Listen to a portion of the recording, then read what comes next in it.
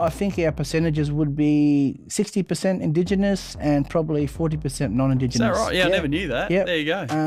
And was actually doing like a head count probably a month or so ago. Like in the office, it's 50-50, like male, female. Is it? Yeah.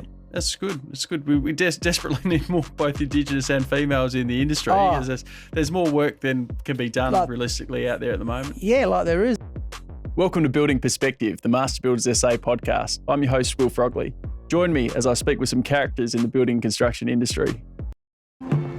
Sleep in, did ya? Whether you're just starting out Jeez, no worries. or you're about to knock off, it's good to know that your money is still on the job. You in that caravan. Seabus Super, making hard work pay off. It's a great pleasure to welcome Pete Burgoyne to the Building Perspective podcast. Thank you, Will. Thanks for having me. Yeah. So you on a building construction podcast, a lot of people would know you as, running around the footy field. What's your connection with the building industry these days? My connection, well, when I got out of footy, I was in footy probably semi-professionally since I was 16, and it was almost 20 years, and that's all I knew. And so when you come out, you're sort of thinking, like, what am I going to do next if you don't have a plan? And throughout my career, I always done like mentoring and, like going to like hospitals and like visiting kids and doing things, like outside, and it sort of went in the direction of mentoring and then that sort of went from mentoring and then it went to like recruiting and then it sort of just evolved from there. And it was always sort of in the employment space and it was always civil, mining and a bit of like the government stuff and that. And it just kept on evolving and like this is where I am today. Yeah, and you got a big passion, obviously, of getting more Indigenous kids into good, well-paying careers. Yeah, for sure, because, like a lot of the messages that we get or even like the messages that we don't get is that, like kids just want to look, at TVs and they want to watch, like footy or they want to watch basketball and, everyone's got these aspirations of sport. My like message has always been sport's a bonus, like education is the number one key because, sport can only be, like a really, small like window of like opportunity, but that's if you get there, you know what I mean? If you don't get there, well then what are you going to do? So my thing is put all they should be putting all their like eggs into their like employment space because like we need more CEOs, like we need more supervisors, like we need more like lawyers, we need more, that's my thing. Yeah, absolutely. I mean, certainly I never made it, unfortunately. I had to look at other alternatives. So, but mate, I was talking to Doug Corpus just last week, and he loves his sport as well. But he was like, yeah, well, it's all very well and good. But like, I really like that article I saw in the paper the other day about, what about more Indigenous CEOs, more Indigenous builders, all these more Indigenous teachers, whatever it might 100%. be. That's what we need to be promoting, everything, right? 100%, because like I said, I don't know the stats, but an AFL draft, there might be 70, 80 players that get drafted out of hundreds of thousands of kids that have nominated, and then you got the other hundreds of thousands of kids that haven't, like put like their names in the draft, and it's just so hard to get. It's just so hard to be a professional athlete. But if that's your dream, that's your dream. But you've always got to have Plan B and Plan C. Yeah, that's spot on, mate. Yep. That's spot on. So, what do you like about the building construction industry? The building construction industry, I like that it sort of has a lot in correlation and sort of like with like sport. There's a lot of like similarities where you work in a team. You've got to have like a set, not routine, what's it called? Like a set, like what structure. Like structure, yeah. It's like structure. So like you got to like follow that. You know what I mean? And that's what I like. And if you do all those things and like you do them right, well, like you're going to get rewarded as well, and to work in this industry, it's also very well paying and you can make a good living, you can take care of your family, which is the number one thing is to look after your family. Yeah, spot on. And tell us a bit about Raw, who you're currently working for. Yeah. So we're a part of Raw, but we're a standalone entity. And so where I am, I'm in the Aboriginal Building and Civil Construction Academy, and we focus more on apprenticeships, traineeships, and we also do direct hire We did labour hire. We're like a GTO. So that's sort of like our little like section of like raw, but we all like cross pollinate. You know what I mean? So if we go out and like we're doing work and there's like something pops up, and it's to do with like civil, so we've got a civil arm. So then we bring the civil boys in, so we sort of all work together. We all work together. Yeah, that's really good, and Master Builders is a big supporter of Raw, as you know. Mate, what do you see as the big challenge to getting more Indigenous people into the industry, and then when we've got them, actually keeping them in the industry?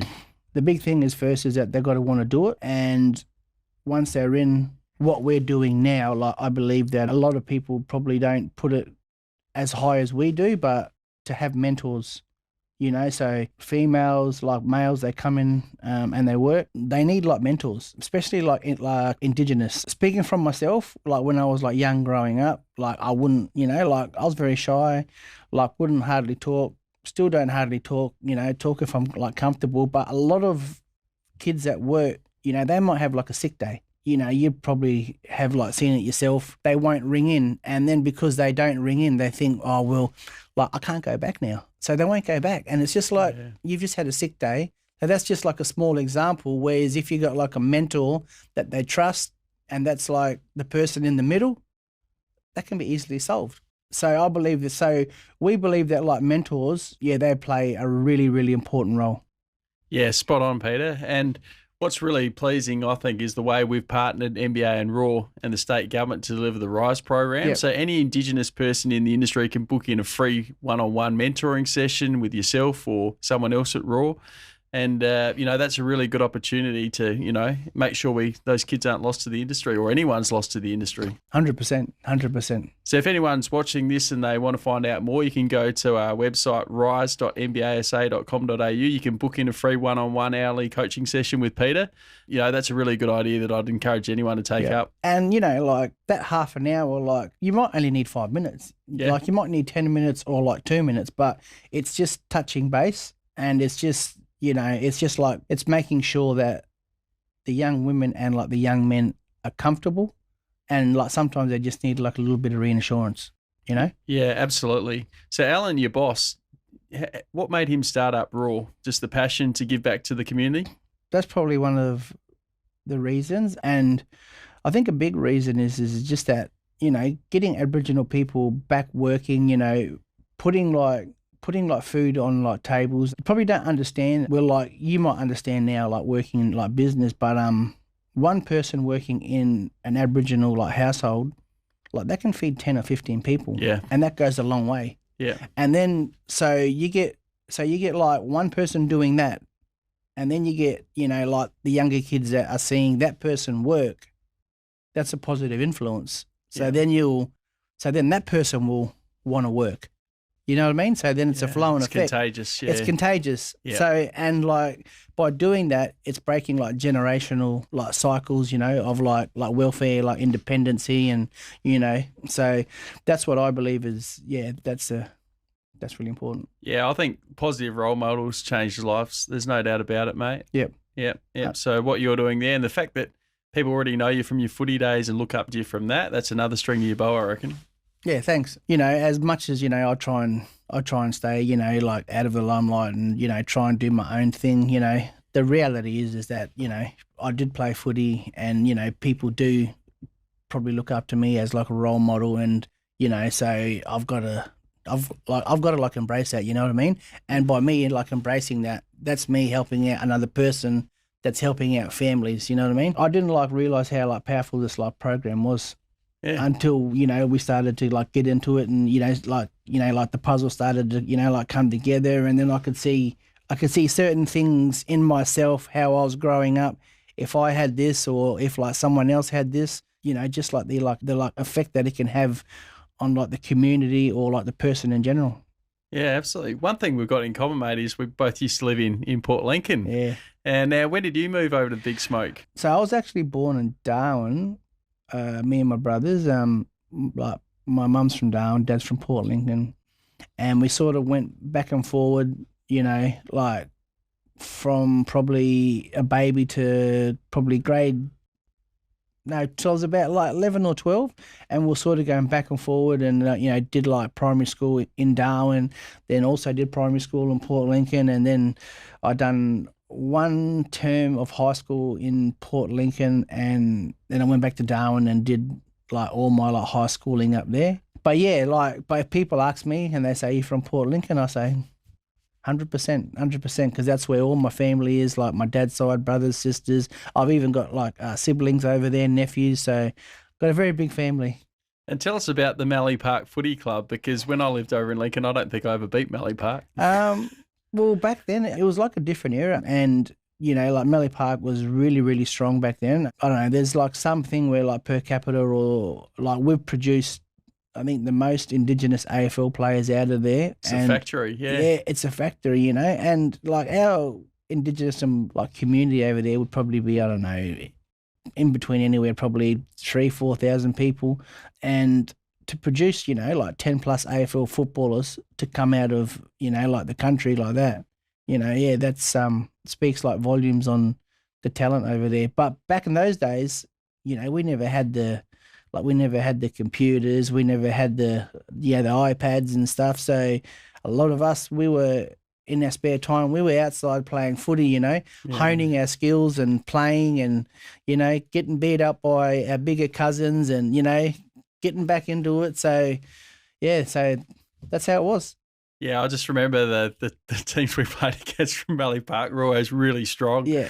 There's a guy called Wes Bilney who just used to torch us every time we played them. So yeah, no, Wes is a great player. I think he's won a couple of Mal medals over there. Yeah, wouldn't surprise me. Yeah, I think he also went over and had a season in the VFL. Yeah, so one of those players that had a lot of talent. Yeah, absolutely. And it's the only is it the only indigenous footy club in South Australia? It's the only one I can really think of that's currently playing. I can think of the Trans Adelaide Tigers back in the Ammon League a while back, but are there any others that you're aware of? No, there's the Kaniba Football Club up in Ceduna. Yeah. So there's an Aboriginal mission just about 25 minutes outside of like Ceduna. They've got like a team, and they've been going for like a long time, and that's where my family like originally like come from. So that's where like the Burgoynes and that like come from. So my dad was born there, up that way. Yeah, nice. So I mean, how long's Raw been around for now? It's still pretty much in the early days, isn't it? 4 to 6 years, I reckon. So 4 to 6 years, yep. So very early, but making a very big like impact at the moment. Yeah, like employing like Indigenous people, diversity, so like female, like male, and like also like we're 100% Indigenous owned, but we employ anyone. You know what I mean? Yeah. It doesn't matter, black, white, whatever. See, I didn't know that. I thought you were just purely Indigenous. No, you employ anyone. No, I think our percentages would be 60% Indigenous and probably 40% non-Indigenous. Is that right? Yeah, I never knew that. Yep. There you go.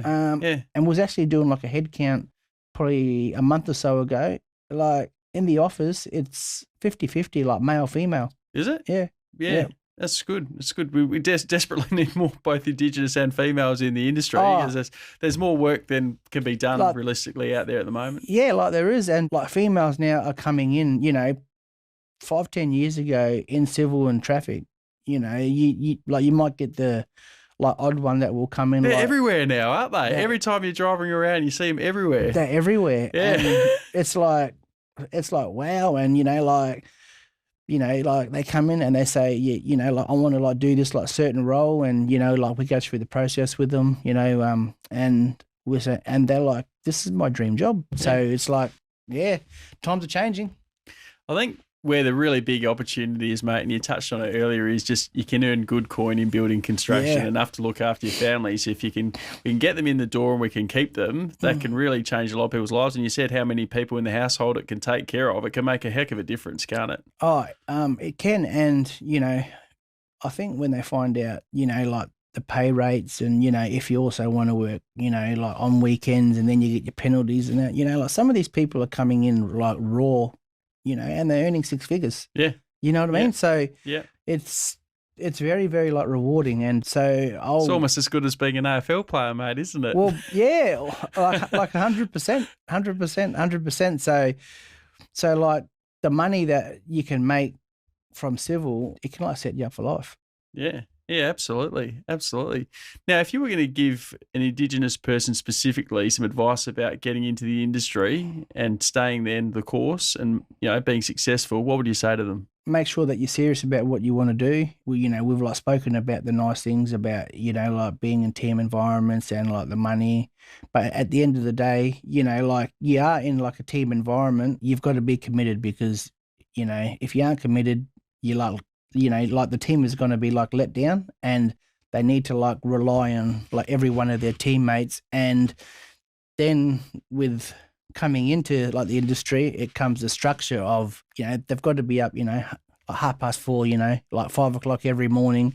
They've got to be on site, you got tool checks, you got all these like things you got to go through. And then you got the long hours, but it's rewarding. So if you want to come into it, you got to be prepared to get dirty, prepared to work hard, and you also got to be prepared to learn. Because the one thing that like I've always like told is that you don't know everything, so be a sponge. Yeah, absolutely. And I like what you said earlier about the parallels with footy, and it's not for everyone, but it rewards people that work hard, doesn't it? Yeah, 100%. So you come in and you work hard, and at the end of the day, like you're going to get looked after. And like I said, like our workforce is like growing, and it's grown to a point now where we've got to speak to our like partners, because just the people that just want to like come into the industry, there's just like I just haven't seen it like this in years. There's so much opportunity in our industry at the moment. I mean, NBA, we reckon we need an extra 30,000 people by, I think it's 2026 just to meet demand. Yeah. So if you're a young person or any person and maybe you want to change in your career or whatever, there's going to be really good opportunities for you to earn some good coin and have good, reliable work in the years ahead. Well, 100%. Like if you can see what's going on now with the government and like the infrastructure that's getting put in, like with like the roads, the bridges, the tunnels, and like there's tons of stuff coming up. This is going to be a hotbed. You know what I mean? Like absolutely. Like Adelaide, in the next 12 months, 2 years, or like going forward, there's going to be that much. There's going to be that much work, and like you would have like seen what's going on, like we aren't talking about, like chump change here. We're talking about, hundreds of millions, billions of dollars, Yeah, so absolutely. They're going to need workers. Absolutely, absolutely. Well, Peter, it's been great to have you on the podcast today. Love the work you're doing down at Raw, and I know NBA's going to love working with you guys in the years going forward. So thanks again for coming on. No worries, Will. Thanks, brother. All the best. Thanks, mate. Thanks for joining me on Building Perspective. For more information on Master Builders or our guests, please visit our website at mbasa.com.au.